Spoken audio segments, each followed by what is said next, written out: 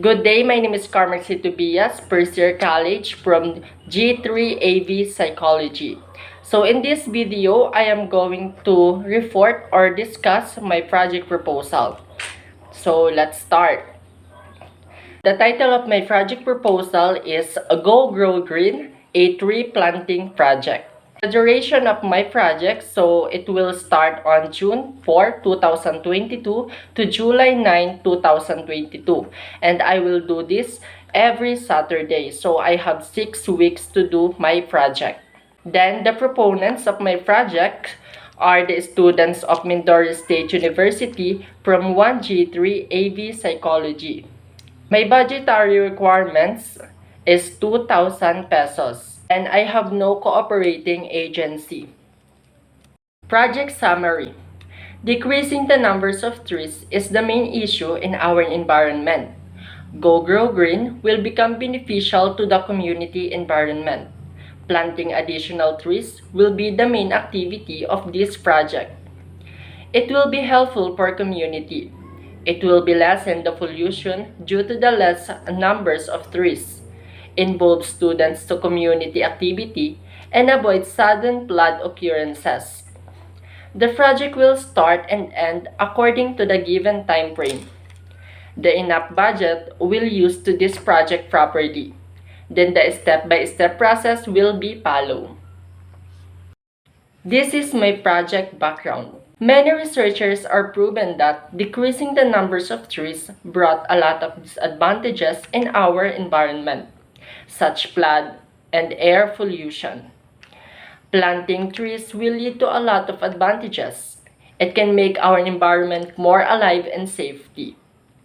Go Grow Green project that focuses on planting trees will be helpful to increase the number of trees that can help to avoid sudden floods, to involve students' community activity, and to avoid air pollution. This can also give a chance to make students and community involved to environment. In my project objectives, I have general and specific objectives. So in general, I have 3 general objectives. So number 1, to protect the community to often flood occurrences. Number 2, to involve students to community activities. And number 3, help environment decrease the air pollution. So I have 3 specific objectives. Number 1, planting trees that can soak water rain that can avoid excessive amount of water. Number 2, it will give a protection for the wild animals. And number 3, to make a hand-in-hand care to environment by planting trees. The next one is methodology. So the project approach summary. In phase 1, the beginning of the project, so my first activity is the creation of project proposal. The tools that I will use are the laptop, bond papers, and of course the ball pen. The next activity is area visitation. So the tools that I will use are the ball pen, bond papers, and of course the service tricycle. The third one is the meeting and planning with volunteers or team. So the tools that I will use are the laptop, ball pen, and of course the papers. In phase 2, the developing a project, my first activity is pay a courtesy call to community leaders. So the tools that I will use are the projector, ball pen, bond papers, printer, and of course the laptop. The next activity is preparation for materials including the trees and of course the provisions. So the tools that I will use are bags, papers, and ball pen. The last one is implementation of the project. So the tools that I will use are the tarpaulin, trees, or sampling, then ball pen and papers. In phase 3, concluding a project. So my first activity is documentation. The tools that I will use are the ball pen, bond papers, laptop, and of course the printer. The next one is narrative reports. So the tools that I will use are the laptop, printer, ball pen, and of course the bond papers. And then the last one is evaluation of the project. So the tools that I will use are the ball pen, printer, and of course the bond papers. Next one is time breakdown and time estimates. So these are my list of tasks The number one is area visitation. So I will do that on week 1. The next one is planning with team. So I will do that on week 2. Then the next one is meeting with community leaders. So I will do that on week 3. And then next one is preparing materials including trees and provisions. So I will do that on week 4. The next one is implementation of the project. So I will do that on week 5. And of course, the last one is documentation, creating narrative reports, and evaluation. So I will do that on the last week, week 6. Project costs or the project budget. So the first description is bond papers. So the unit is 1 rim, the cost is 300 pesos, and the source of funds is from the contribution of proponents.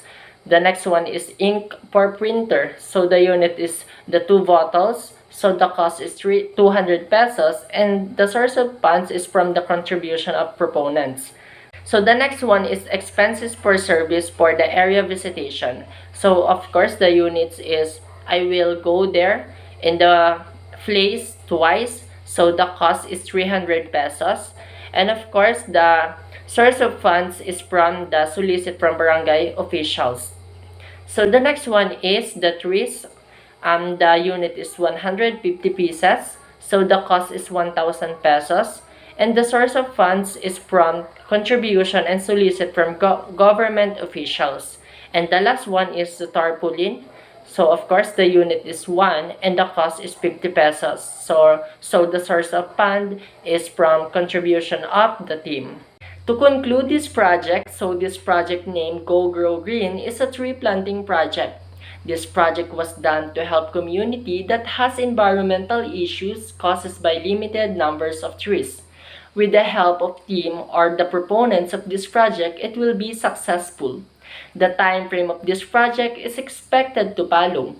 This project gives a lot of benefits and advantages, such it can prevent the excessive water due to the heavy rain, to give a better fresh air, and of course to involve students in community activities.